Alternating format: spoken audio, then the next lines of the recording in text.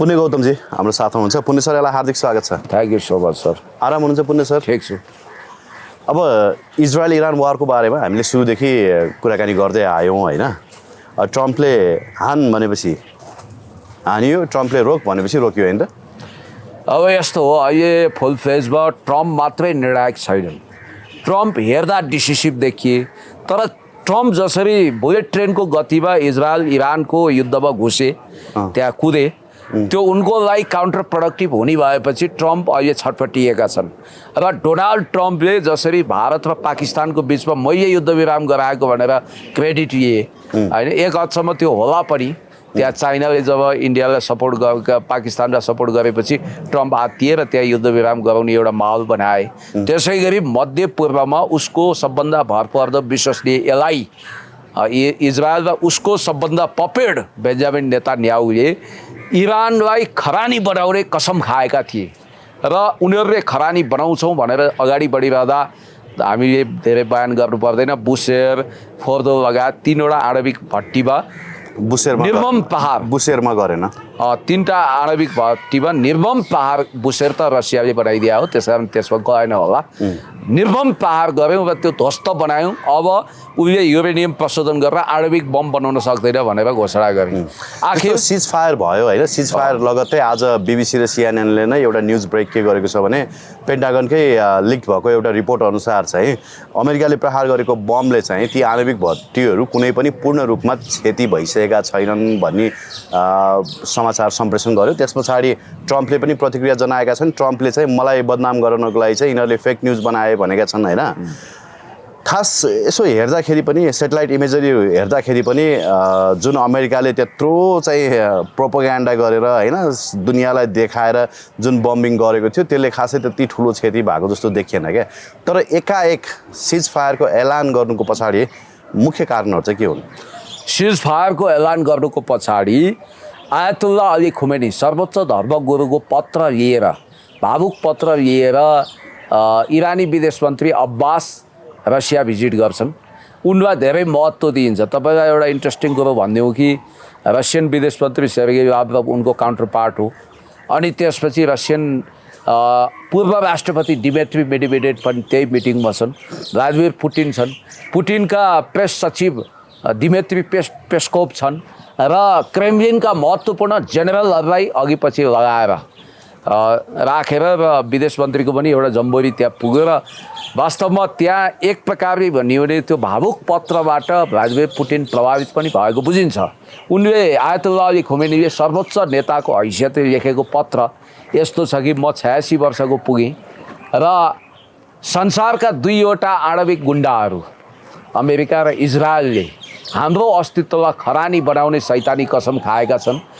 म तपाईँलाई विश्व नेता मान्दछु र रसियालाई हामी विश्व लिडर मान्छौँ, विश्व गुरु मान्दछौँ र तपाईँको दायित्व यो हुन आउँछ कि हामी तपाईँको सहयोग मागिरहेका छौँ र तपाईँले हामीलाई सहयोग गर्नुहोस् भन्ने बित्तिकै पुटिनले कुनै पनि मूल्यमा इरानको रक्षा गर्छौँ, हाम्रो बुसेर आणविक भट्टी रक्षा गर्छौँ, तपाईँ नडराउनुहोस् भन्ने आश्वासन दिए। महत्त्वपूर्ण कुरो त के छ भने पुटिनले बोल्नुपर्ने कुरो चाहिँ पूर्व राष्ट्रपति डिमित्री मेडवेडेभले बोलिदिए, जो पटक पटक प्रधानमन्त्री पनि भएका छन्। उनले के भनिदिए भने उनले आफ्नो ट्विटमै लेखे कि वास्तवमा इरानसँग आणविक हतियार भएकै छैन, तर उनले चाहँदा उनलाई आणविक हतियार दिन विश्वका कैयौँ देश सहमत छन्। कुन कुन देश सहमत छन्? चाइना, उत्तर कोरिया, पाकिस्तान, कुन कुन हो? यस प्रकारको कूटनीतिक मुभले गर्दा वास्तवमा डोनाल्ड ट्रम्पको नौनारी गलायो। र अचम्मको कुरो के छ भने बेन्जामिन नेतान्याहुले पनि पुटिनलाई अस्वीकार गर्न सक्दैनन्। न त टर्कीको राष्ट्रपति रेसेप तय्यब एर्दोगानले गर्न सक्छन्, न बेन्जामिन नेतान्याहुले। त्यस कारणले गर्दाखेरि हेर्दाखेरि पुटिन यता युक्रेन युद्धमा फसेको, त्यहाँ दलदलमा परेको जस्तो देखिन्छ, त्यस्तो होइन। र अर्कोतिर चाइनिज राष्ट्रपतिले साइलेन्स किलरको भूमिका निर्वाह गर्नु हो चाइनाले भनेर अहिले हड्कम मचिएको छ, खास गरी भन्ने हो भने वेस्टर्न मिडियामा।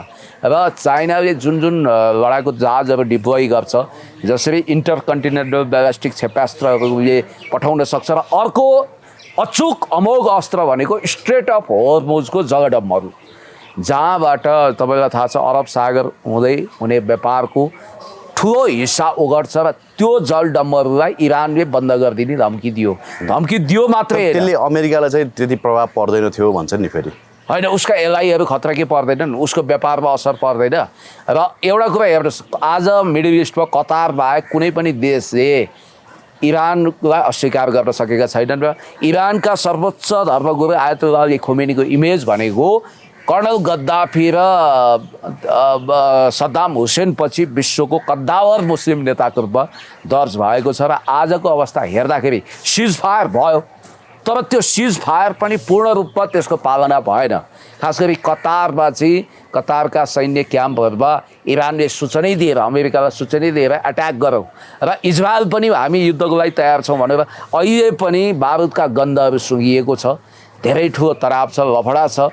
मलाई अचम्म लाग्छ कि नेपालका गल्ली गल्लीमा इजरायलको पक्षमा समर्थनमा यो किन नारा लाग्छ। उनीहरूले गाजाको नरसंहार देखेका छन्, प्यालेस्टाइनको क्षति देखेका छन्, विश्वमा मानवता रोइरहेको, धरधरी रोइरहेको अवस्था देखेका छन्, विश्व अर्थतन्त्र तस तस हुन खोजेको कुरा देखेका छन्। इजरायल र अमेरिकाले अर्काको देशमा एट्याक गर्नुको कारण के हो? एउटा सार्वभौमसत्ता सम्पन्न देशमाथि एट्याक गर्नु त यो त विचित्रको कुरा हो नि। अमेरिकाको के इन्टेन्सन थियो त्यहाँ?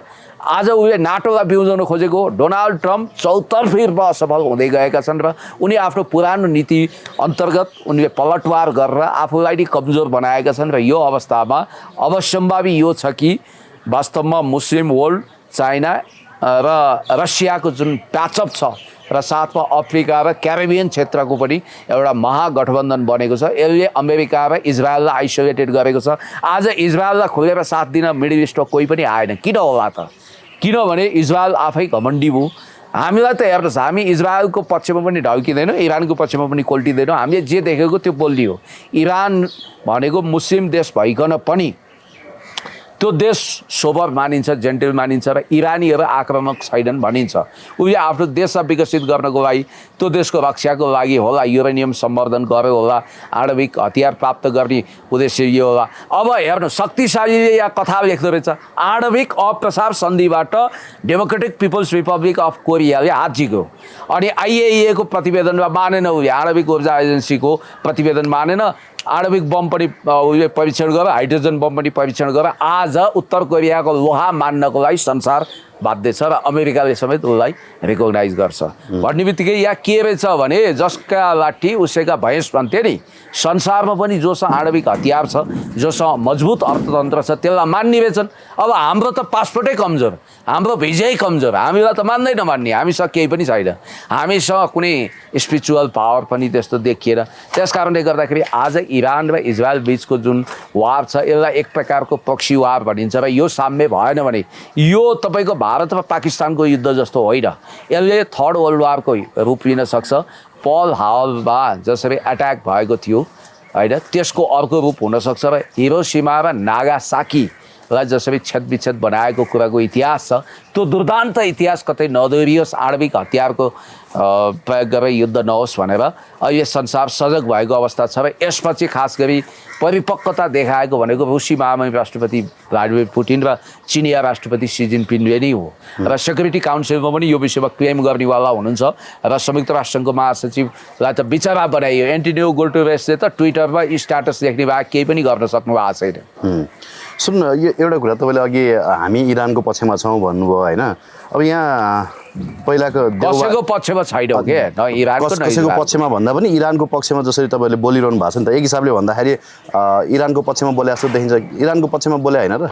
होइन, इरानमाथि ज्यादती भएको छ भन्न त पाइयो नि त। हामी खाने चाहिँ तपाईँको अमेरिकाको खाने, रोजगारी पाउने चाहिँ इजरायलको, अनि सपोर्ट चाहिँ कसको गर्ने, खामेनीको गर्ने भनेर भन्नुहुन्छ हाम्रो अरुण कुमार सुवेदीजी। अब यो यहाँ जसले इरानको सपोर्ट गर्छ त्यसको दक्षिणतिरका इस्लामिक एक्सट्रिमिस्टहरूसँग चाहिँ सालनाल गाँसिएको हुनुपर्छ भन्नुभएको छ उहाँले। अब अरुण कुमार सुवेदीजी अजासु हुनुहुन्छ। संसारमा सबभन्दा नेपालीहरूमा ज्ञानको मठाधीश मै हो भन्ने घमण्डले काम गरेका छ। जब नेपाल भारत सम्बन्धको कुरा आउँछ उहाँ सिधा भारतीय लबीमा उभिनुहुन्छ। उहाँ जहिले चाइनाको खुनखुत्रो उतार्ने, रसियाको खुनखुत्रो उतार्ने, वेस्टर्न र इन्डियन पावरको नजिक हुने, उहाँको होला आफ्नो भेस्टेड इन्ट्रेस्ट होला के होला, उहाँ प्रो वेस्टर्न हुनुहुन्छ उहाँले सुरुदेखि नै नेपालमा भारतीय प्रभुत्व हुनुपर्छ भन्ने पक्षमा वकालत गर्नुहुन्छ। वेस्टर्नमा मान्नुपर्छ, एमसिसी ल्याउनुपर्छ, नेपालमा अन्तर्राष्ट्रिय सैन्य अखडा बन्दा पनि फरक पर्दैन भन्ने टाइपको कुरो पो गर्ने मान्छे हो त उहाँ। अमेरिकन आउँदैमा के फरक पर्छ भन्ने मान्छे हो। अर्को कुरो दाना पानी उहाँले भेट्नुभयो भएन मलाई थाहा छैन, हामीले चाहिँ खाएका छैनौँ हो। रोजगारी हामीले पाएका छौँ, हामीले श्रम पनि बगाएका छौँ। केयर गिभरको काम दिँदा थोरै इजरायलले हामीलाई दया गरेर यहाँ हप्तै पछि महिनै पछि हुलाकबाट पैसा पठाइदिया हो र, यहाँ हुन्डी गरेर पैसा पठाइदिएको छ र उयो पार्सल गरेर छैन नि त। नेपालीले श्रम गरेर कमाएका हुन्। नेपाली मात्रै होइन, त्यहाँ धेरै देशका मान्छे केयर गिभरको रूपमा गएका छन्। अब इरानमै पनि कैयौँ नेपालीहरू गुपचुप रोजगारीमा होलान्, त्यो हामीलाई सबै तथ्याङ्क आँकडा थाहा छैन। अनि अर्को कुरो, अमेरिकामा गएर पनि अमेरिकाले त विश्वको सस्तो श्रमलाई आफ्नो हितमा प्रयोग गरेको। अमेरिकामा गएर मेसिनसँग खटेर त्यो देश बनाएका छन् विश्वभरिका मान्छेले। त्यसकारण हामी अमेरिकाका दास छैनौँ। फेरि हामीले कसैसँग ज्याला लियौँ भन्नेमा त्यो देशको हामी कृतदास बन्नुपर्छ भन्ने छ र। त्यसकारण राजेन्द्र थापाजीले त्यही अरुण कुमार सुवेदीको बाइट सेयर गर्दै के लेख्नु भएको छ भने, खानु छ इजरायलको, गाउनु छ खुमेनीको, खानु छ दक्षिण कोरियाको, गाउनु छ किमको, खानु छ भारतको, उत्तेजना छ पाकिस्तानको लागि जो नेपालका गैर मुस्लिम काफिर समेतलाई खत्तमको लिस्टमा दारू इस्लामीमा खानु छ, अमेरिकाको गाउनु छ, भेनेजुएलाको आदि इत्यादि भनेर उहाँहरूले सेयर गर्नुभएको छ होइन। अनि राजेन्द्र थापा भने रिटायर जेनरल। यस, अब यस्तो हो, उहाँ पनि अब फौजमा काम गर्नुभयो, जेनरल हुनुभयो, अमेरिका जानुभयो होला, तालिम पाउनुभयो। नेपालमा हाई लेभल अफिसरहरू, टप भिआइपीहरू, एलिटहरू जहिले पनि वेस्टर्न लाइन नजिक, इन्डियन लाइन नजिक भएको कुरो लुकेको छिपेको होइन। अब उहाँ कुनै समय प्रचण्ड बाबुबाट अनुप्राणित हुन चाहनुहुन्थ्यो, पद पाउन चाहनुहुन्थ्यो भन्ने हल्ला सुनिन्थ्यो। र अहिले पनि प्रचण्डले यो इजरायलको ज्यादती विरुद्ध पार्टी सम्बद्ध भातृ सङ्गठनले जुलुस निकाल्न खोज्दा प्रतिबन्ध लगाएको भन्ने कुरा आएको छ पार्टीभित्र। हो त, एकजना बिचरा हाम्रो झलनाथ खनालजीले मात्रै अमेरिका रहन्जेलसँग विश्वमा शान्ति नआउने भयो भन्नुभएछ होइन। अरू कसैले पनि अमेरिकी अट्याकको त कन्डेम गर्न सक्दैन। होइन, उहाँले असंलग्न परराष्ट्र नीति र पञ्चशीलताको आधारमा बोलेको हो। उहाँ एउटा परिपक्व भूतपूर्व प्रधानमन्त्री हो। यो विषयमा म स्पष्ट छु, दृढ अडान उहाँले लिनुभएको छ। र स्पष्ट कुरा के भने, आज यमनको हुथी विद्रोहीले के गर्छ भन्ने कुरोलाई हामी नजरअन्दाज गर्छौँ भन्न पाउँदैनौँ, किनभने संसार ग्लोबल भिलेज भइसक्यो। त्यहाँ युद्ध हुँदा हाम्रो अर्थतन्त्रमा ठुलो समस्या पर्छ, हाम्रो सुरक्षामा खतरा पर्न सक्छ। हामी पनि विश्वबाट घेराउ छौँ, हामी कुनै न कुनै रूपमा अट्याच छौँ। त्यसकारण हामी डिट्याचमेन्ट गरेर संसारबाट, रेस्ट अफ दि वर्ल्डबाट छुट्टै बसेर रबिन्सन क्रुसो हुन सक्दैनौँ। हामी पनि संयुक्त राष्ट्रसङ्घको पार्टनर हौँ, हामी पनि अस्थायी प्रतिनिधि, अस्थायी सुरक्षा काउन्सिलको अस्थायी सदस्य राष्ट्र। संयुक्त राष्ट्रसङ्घको अब काम छ र सर, यो त सार्क जस्तै भएन र?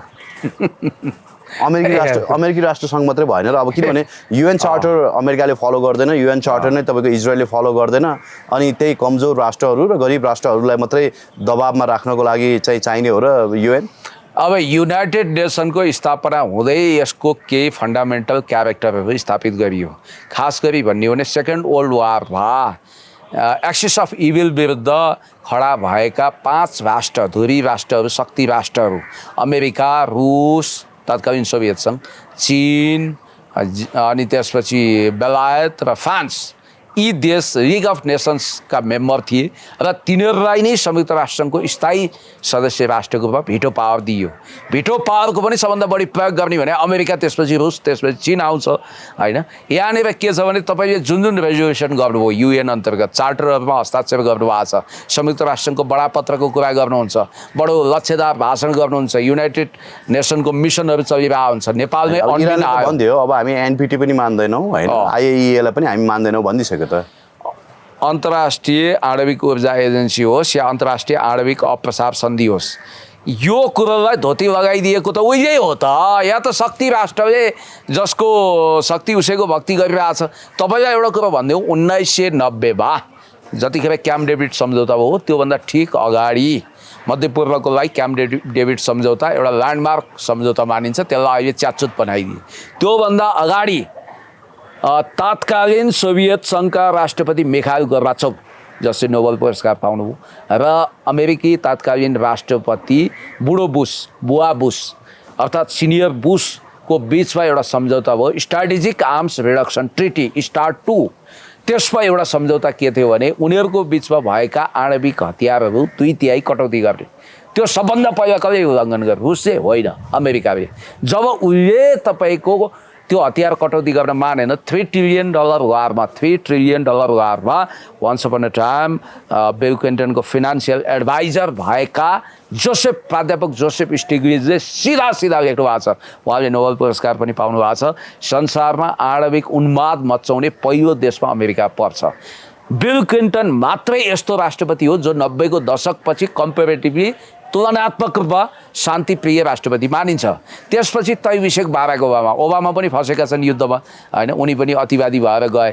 र यो ट्रम्पले एउटा सपना देखाए, उनले के भन्यो भने युद्ध गरिँदैन, अब अमेरिका नाटोलाई मान्दैन, नर्थ एटलान्टिक ट्रिटी अर्गनाइजेसनको जुवामुनि जोतिँदैन भने अहिले जसो जसो बाहुन बाजे उसै सुहा, सिआइएले जे गर्छ त्यही कुरोमा उनी लतारिएर हिँडेका छन् भनेपछि अमेरिका कहाँ हुनु। अब त नोबेल पिस प्राइजको लागि नोमिनी नै होइन, एक मात्रै पर्फेक्ट क्यान्डिडेट भनेकै ट्रम्प हो भन्न थालिसके। भारत पाकिस्तान युद्ध रोक्ने होस् या इजरायल इरान युद्ध रोक्ने हो होइन, अब आइएम अ डिल मेकर भन्न थालिसके होइन, सबै डिल ब्रेक गर्ने। अब युक्रेन रसियाको वारको पनि कुरा छ होइन, धेरै ठाउँमा वार रोकाउनेमा चाहिँ अब ट्रम्पको हात हुने भयो नि त सर। यो पाकिस्तानको एउटा अद्भुत सुन्दरी विदेश मन्त्री हुनुहुन्थ्यो, हिना रब्बानी खार, तपाईँलाई कति याद छ? युट्युबमा सर्च गर्दा आउँछ।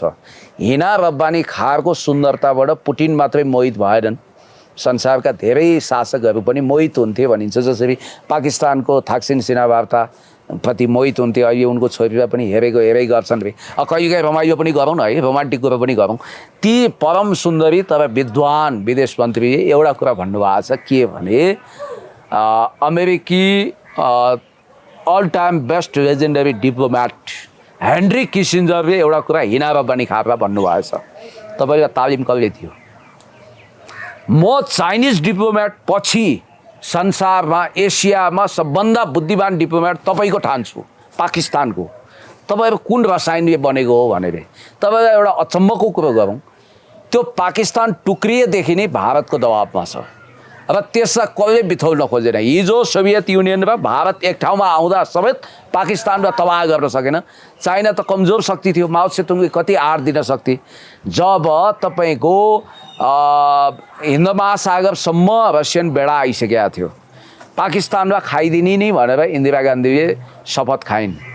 यता बङ्गलादेश टुक्राए तैपनि पाकिस्तान बच्यो। अहिले पाकिस्तानको क्वाइट डिप्लोमेसी हेर्नुहोस् कस्तो श्रुड छ, उसले कतिसम्म कदम चाल्यो भने पाकिस्तान, अहिले तपाईँले भन्नुभयो नि पाकिस्तानको कुरा गर्नुभयो नि, इन्डियाको डिप्लोमेसी केही पनि होइन। पाकिस्तानले अहिले चाइनालाई मात्रै भिजाएको छैन, अमेरिकालाई समेत समदूरीमा इक्विप्रोक्सिमिटीको नीतिमा राख्यो र उसले के घोषणा गरिदियो भने डोनाल्ड ट्रम्पलाई नोबेल पुरस्कार दिए हुन्छ। ल हेर्नुहोस्, मुनिरले घोषणा गर्यो हो, त्यो चाकडी हो कि डिप्लोमेटिक कार्ड हो? त्यसपछि भारत झुकेर के भन्यो, होइन दिए हुन्छ, हामी पनि पाकिस्तानसँगै छौँ भन्यो।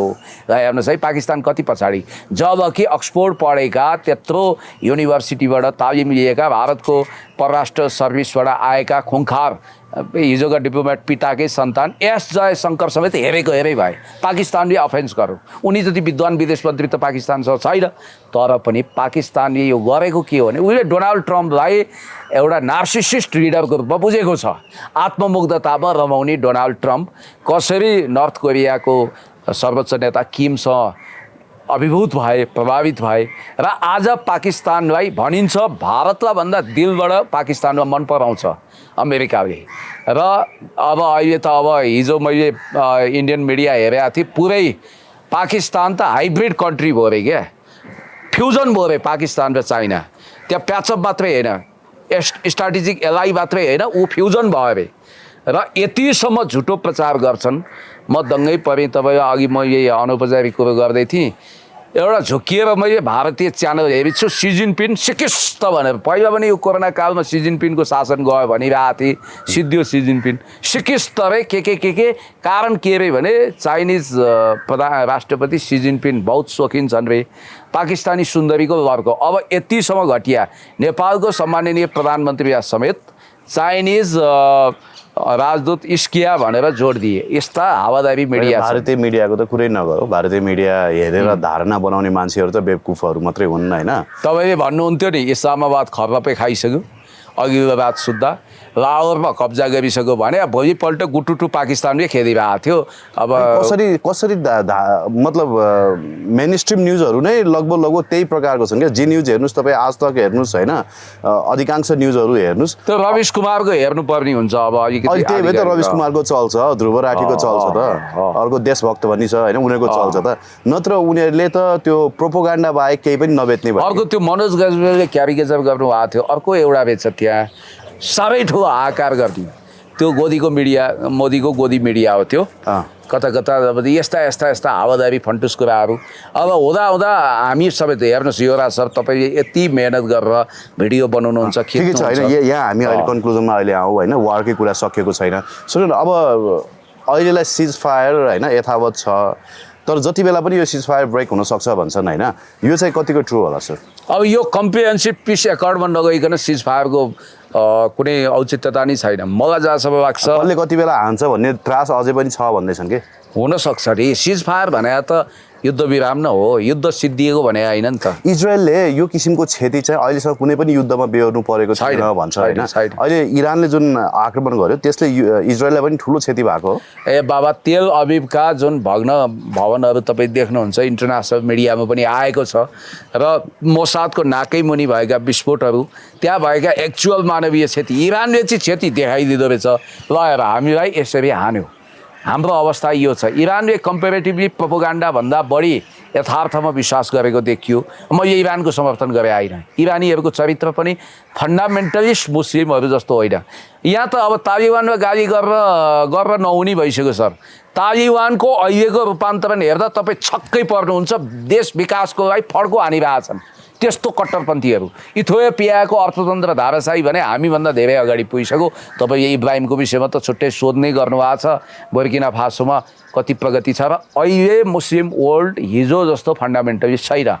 आइएसले हिजो जस्तो आतङ्क मचाएर हिँडेको छैन, र उसले जब रसियन र चाइनिज ब्लकमा आफूलाई अट्याच गराए र यो युद्ध विरामको कुरा तपाईँले गर्नुभयो। युद्ध विराम अहिले भारत अमेरिकालाई पनि चाहिएको छ, रुसलाई पनि चाहिएको छ, र शक्ति सन्तुलनको लागि चाइनालाई चाहिएको छ। मलाई जहाँसम्म लाग्छ यिनीहरूको बिचमा सबभन्दा बेसी फेस सेभिङ चाहिँ अमेरिकालाई भयो। अमेरिकाले बम हाने जस्तो नाटक गर्यो होइन, युद्धमा होमिएला भन्नेपछि त्यहाँ क्रिटिसिजम बेसी भयो, त्यही भएर उसले सेफ ल्यान्डिङ खोजेको थियो। अमेरिकालाई अहिले फेस सेभिङ भयो।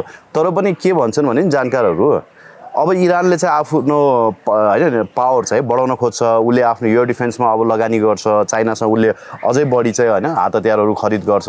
अब एक स्टेप पछाडि हटेर पनि उसले आफूलाई चाहिँ अलिक बढी सोफिस्टिकेटेड बनाउने प्रयास गर्छ। त्यो त गरिहाल्छ नि, त्यो गर्छ। अब अहिले आणविक हतियार बनाएर मात्रै उसको आणविक हतियार हुन्छ भन्ने छैन। आणविक अप्रसार सन्धिबाट हात झिकेपछि आणविक हतियार सप्लाई पनि गर्न सक्छ भन्ने मान्यता आयो नि त। नयाँ कन्सेप्ट आयो भनेपछि यो डरलाग्दो कुरा हो। अर्को कुरो, तत्कालीन बेलायती प्रधानमन्त्री गोर्डन ब्राउनको एउटा महत्त्वपूर्ण स्टेटमेन्ट मैले हेरेको थिएँ।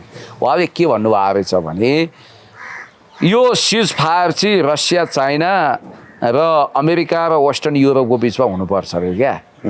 यो इरान र इजरायलको बिचको युद्ध विराम भने प्रक्सी युद्ध विराम हो।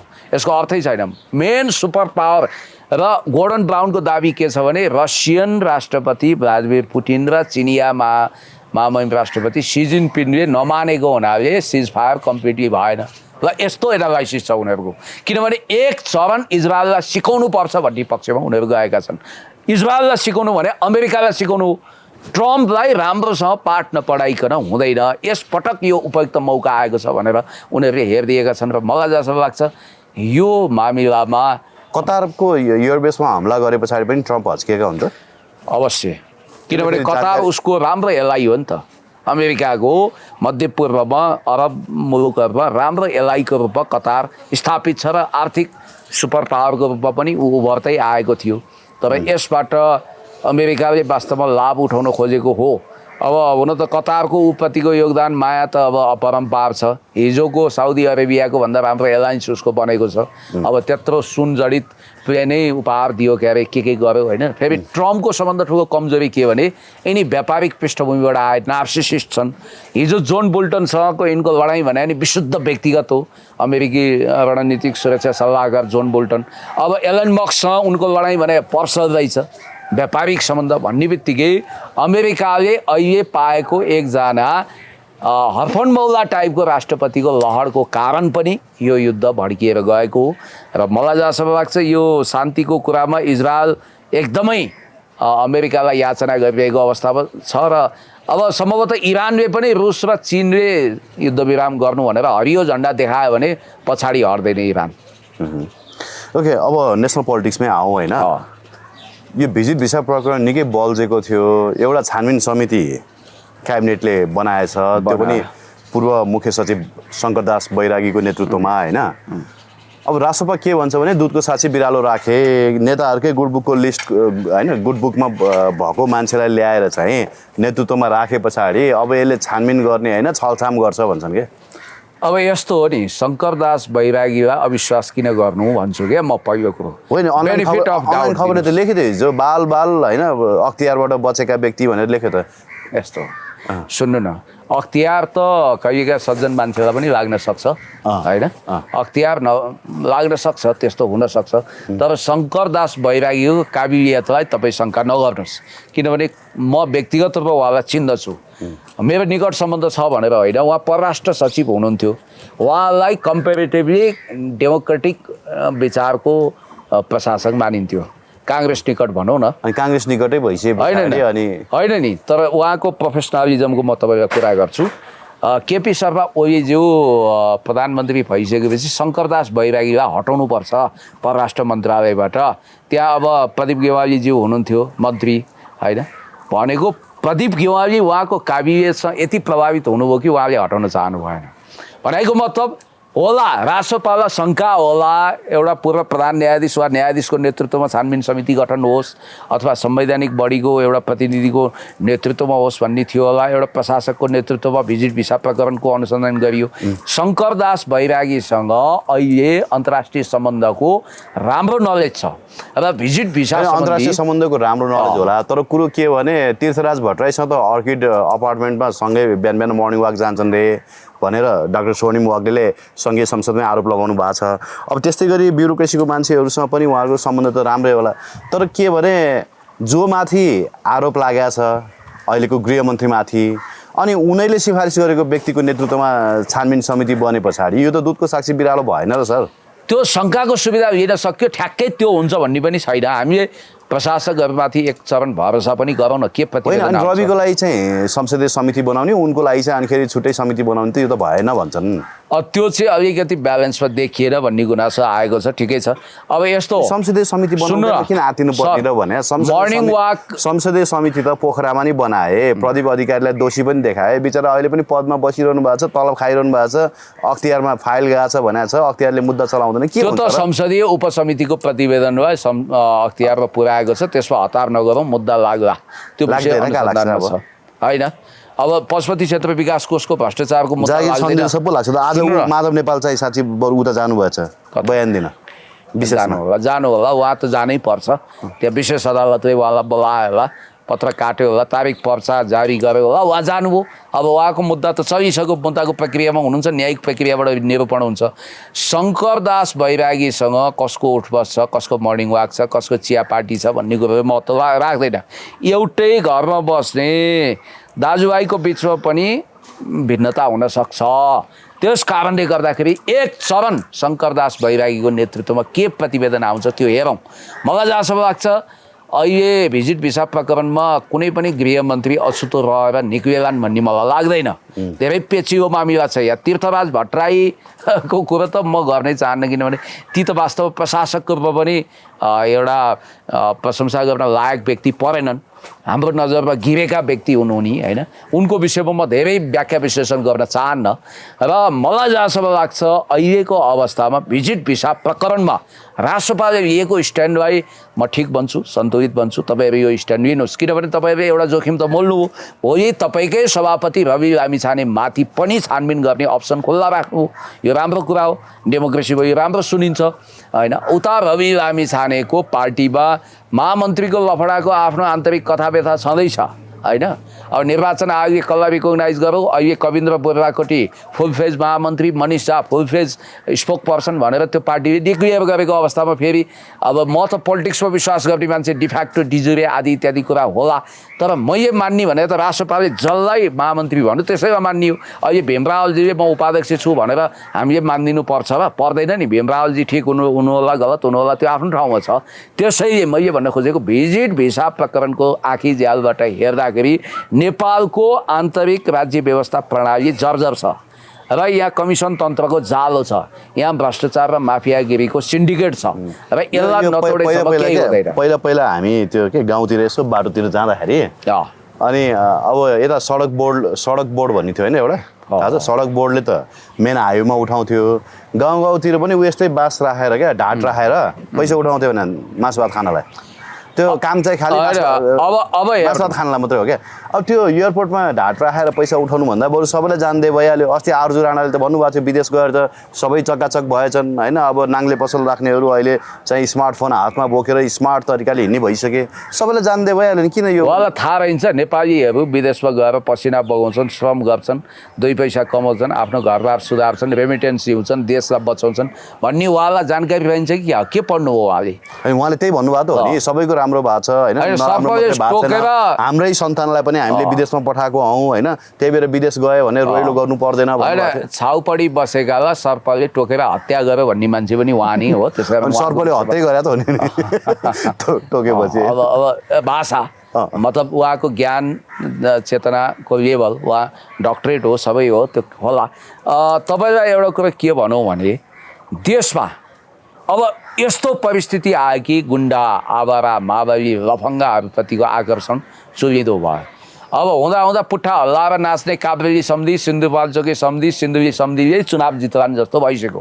हेर्नुहोस् है, स्थानीय निकाय अहिलेका नेताले भन्दा त ती पुट्ठा हल्लाएर नातिले जित्दा चाहिँ धेरै राम्रो हो। काभ्रेली समिति अहिलेका नेताले ऊ यही पशुपतिमा हेर्नुहोस् त्यो शब्द मेसिनमा समेत 10 करोड भ्रष्टाचार गर्छन् भने मरेर जानु पनि त तिनीहरू पनि हो होइन।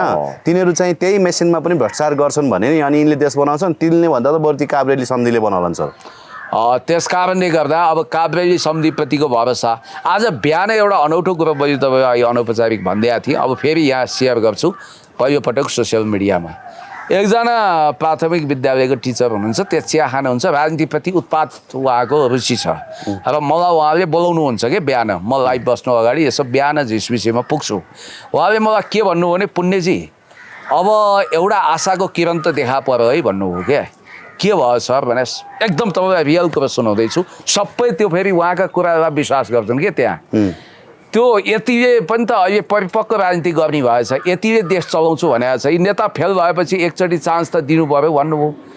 पहिला त के भन्नुहुन्छ, यति प्रसाद हो कि कोही यति त होला भन्ठानी को आएछ भनेको होइन। अहिले हेर्नु न मिडियामा सबै यतिले उ गरिरहेको छ, नेतालाई ढलमा डुबाइदियो, पुल भाँचिया ठाउँबाट उसैले उद्धार गर्यो, अब ऊ 84मा लड्छु भनेर आएको छ, उसलाई अस्ति समाएछन्। यस्तो काहीँ हुन्छ यसो हेरी व्यङ्ग्य गरे हो कि भने त उहाँको यो घाँटीका नसा पुरै फुलेको रहेछ, कन्सर्टको नसा देखिएर रिसाउनु भयो। अब उहाँलाई मैले के सम्झाउँ क्या, नेपालमा शिक्षक भइसकेको मान्छेको चेतना स्तर यो भएपछि मासु रक्सी चिउराले कमाल गर्छ कि गर्दैन भन्ने बित्तिकै राष्ट्रिय राजनीतिको अब अग्रभागमा बसेका, ड्राइभिङ सिटमा बसेका नेताप्रतिको अविश्वासले काल्पनिक हिम मानव यतिको युग ल्याउनै भइसक्यो। अब तपाईँहरूले खिचेका भिडियोहरू असान्दर्भिक बनाइदिने खतरा भयो। अब एआईले के गरिदिँदो रहेछ भने जस्तो म बोलिरहेको छु नि, मलाई नै यति बनाएर तपाईँसँग इन्टरभ्यू गराउन सक्छ। अब यस्तो भइसक्यो के मैले हिजो एकजना दाइको इन्टरभ्यू लिन गएको थिएँ, हाम्रो विश्व बस्नेत दाइको होइन। राम्रो तपाईँको फोटो हेरेको थिएँ, गजब छ। उहाँले एआईबाट गीतै बनाउनु भएको छ नेपालीमा हो, म्युजिक पनि एआईबाटै, तपाईँको भोकल पनि एआईबाटै होइन, छक्कै परेँ म। होइन एउटा कुरो यहाँ रिसाउँछन् होला, मलाई एकजना दिग्गज सङ्गीतकारले के भन्नु भने पुण्यजी तपाईँले सिसन बानियाको सोमा म त हेर्दिनँ होइन धेरै, त्यो दुर्गेश थापाले गीत गाएको सुन्नुभयो भन्नुभयो। मैले सुनेको थिइनँ, ल हेर्नुहोस् भनेर सुनाउनु भयो। अनि उहाँले मलाई के दाबी गर्नु भने अहिले प्रविधि यस्तो आइसक्यो कि दुर्गेश थापासँग सङ्गीतको त्यस्तो लिरिक्स छैन, उहाँले कसैलाई गवाउनु भयो र त्यो स्वर चाहिँ एआईमा आफ्नो स्वरमा कन्भर्ट गर्नु हो। त्यो मेरा दुश्मन छन् हजारको ओरिजिनल गायक उहाँ हो भन्ने तपाईँ विश्वास गर्नुहुन्छ भन्नुभयो। अब मैले विश्वास गरौँ या नगरौँ, अब अनि स्टेजमा त गाइरहेछन् भने त्यो त लिपसिङ रे के, स्टेजमा त सबै लिपसिङ लिपसिङ रहेछ। चिच्याउन सकिँदैन स्टेज। यस्तो रहेछ युवराज सर, तपाईँको स्वरमा नारायण गोपालको स्वरमा तपाईँको स्वरमा कन्भर्ट गर्न सकिने रहेछ एआईबाट, त्यतिसम्म भएछ। जे होस् एआईको जमाना राम्रै छ। अनि अब बालेन र हर्क दुवैजनाले चाहिँ बजेट ल्याउन सकेन नि सर।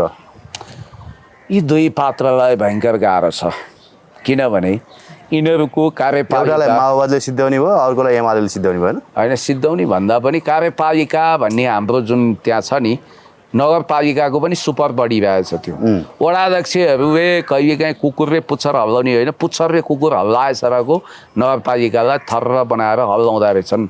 अब उपमेयर धरानको सन्दर्भमा हेर्दा उपमेयरज्यू लगायत माओवादीका त्यहाँ साथीभाइ जो हुनुहुन्छ, इभन काङ्ग्रेसका, उनीहरूले हर्क साम्पाङज्यूलाई जसरी पनि असफल बन्ने भन्ने कसम खाएका छन्। यता एमाले अब यता पनि एमालेसँग 36को आँकडा छ भन्ने बुझिन्छ। त्यस कारणले गर्दाखेरि अब अर्को कुरो के छ भने अलि कुरो हर्क साम्पाङज्यूको पनि फेरि आफ्नै शैली छ, अझ बालेन शाहजीको त आफ्नै पारा छ होइन। हिजो रेखा थापाको कुन भिडियो हेरिरहेको थिएँ मैले, त्यो म्युजिक भिडियो हो कि के हो त्यो मैले बुझिनँ। उहाँले चाहिँ यो ठेला कब्जा गरेको यो विषयवस्तुलाई आधार बनाएर अहिले थुप्रो भिडियो कुदिरहेको छ, कहाँ थिएटरमा नाटक गरे हो कि के हो अब अहिले मलाई थाहा छैन। तर अहिलेको सन्दर्भमा भन्ने हो भने कार्यपालिका, न्यायपालिका र व्यवस्थापिका तीनैवटा प्रणालीले राम्रोसँग फङ्सन गर्यो कि गरेन भनेर गम्भीर समीक्षा गर्नुपर्ने बेला आएको छ। र वास्तवमा नगरपालिका राम्रो काम गरिरहेछ नि, अनि अदालतले त धेरै राम्रो काम गरिरहेछ नि सर।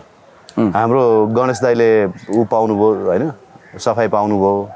को गणेश दाई? गणेश लामा दाजु, ए काभ्रेली सम्धि, काभ्रेली सम्धिले उहाँले नि सफाइ पाउनुभयो सम्पत्ति शुद्धिकरणमा। पृथ्वीबहादुर शाहले पाए, ठगेको रकममा सफाइ पाए। यो त नौलो समाचार। आलमले सफाइ पाए होइन। आलमको त अब न्यायपालिकामा च्यालेन्ज भएको छ होइन। कसरी च्यालेन्ज भयो? होइन भयो नि त, च्यालेन्ज भएपछि न्यायपालिकामा त्यो च्यालेन्ज कहाँ भयो भन्नुहोस् त, कसरी भयो भन्नुहोस् त? कानुन मन्त्रीले साइन गरेको छैन भनेन? होइन, कानुन मन्त्रीले साइन, च्यालेन्ज त्यो हुन्छ भने त उनी पहिला जेलमा बस्नुपर्छ होला नि। यस्तो हो, एक त माथि च्यालेन्ज गर्छ सरकारले, यो विषयमा जान्छ, सरकारी वकिल जान्छ र सम्भवतः अदालतले कानुन मन्त्रीले फोन गर्छन् रे, अनि फोन गरेर केही फरक पर्दैन, किनभने न्याय सम्पादनको कुरोमा राष्ट्रपतिले रिगल ढकाललाई आम माफी दिनुभयो, त्यही उल्टाइदिएको नजिर छ। धेरै ठुलो कुरा गर्नै पर्दैन, सत्ताका मान्छे भने आज छन् भोलि हुँदैनन्। जुडिसियरी भनेको पर्मानेन्ट इन्स्टिट्युसन हो। त्यसैले मैले तपाईँलाई भन्न खोजेको, हामी मोन्टेस्क्यूको सेपरेसन अफ पावर, शक्ति पृथकीकरणको सिद्धान्तलाई राम्रोसँग लागू गर्ने देशमा पर्दैनौँ, हामी चुकेका छौँ। यति कुरो हो कि अहिलेको सन्दर्भमा तपाईँ नगरपालिकाको कुरा गर्नुभयो, बजेट ल्याउनुपर्छ, बजेट नल्याए अमला रोका पनि त छुट्नु हो त 2 लाख दरौडीमा। त्यो फेरि त्यो जुन एउटा भाइ छन् नि जसको नागरिकता प्रयोग गरेर कम्पनी खोल्या, तिनी चाहिँ अहिलेसम्म छुट्या छैनन् सर। के हो भने अमला रोकालाई जमानत त दियो, तर मुद्दा त कन्टिन्युस होला, मुद्दाको प्रक्रिया त अघि बढ्ला, त्यही त होइन। अब यो तपाईँले भन्नुभयो नि, नगरपालिकामा बजेट पास भएन भने त्यसले महाविपत्ति ल्याउँछ, सङ्कट ल्याउँछ र छिटोभन्दा छिटो बजेट पास गरेर स्थानीय सरकारले काम गर्ने मौका दियोस्। Thank you very much. धेरै धेरै धन्यवाद।